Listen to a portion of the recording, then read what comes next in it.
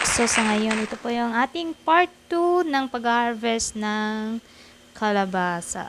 So, linis, hugas, punas, tsaka natin dalhin doon sa baryo at dadalhin din po siya sa city. Yung mga bibili sa lugar namin kasi mga kapitbahay, ganon, pwede bumili. Tapos yung sobrang dami kasi niyan, so dadalhin na namin yan sa city ng Ormoc at doon po yan ibibenta. So, 40 lang po ang kilo. Bili na po kayo.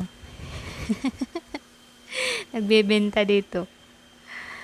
Yan po. So, dadalhin po siya ng Kalabaw. Yan po ang gagawin namin. At dahil nasa bundok po kami. Ayan. Para po ibenta. Sobrang laki po ng tulong ng Kalabaw talaga. Mula sa paglinis, pag-araro, paghakot ng mga kung ano-ano dyan, Kalabaw lang. Kasi hindi makapasok yung sasakyan, yung motor dito sa lugar namin. Lalo na pag tag-ulan, ganyan. Sobra yung putik. Halos di makaapak yung ano. Kahit Kalabaw, nahihirapan na maglakad.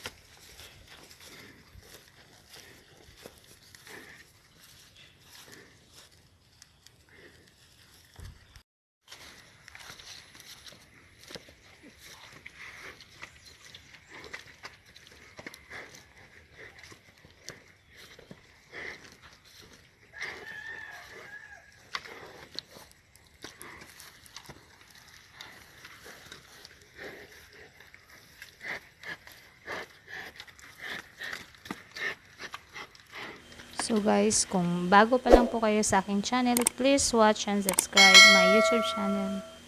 And thank you for watching po.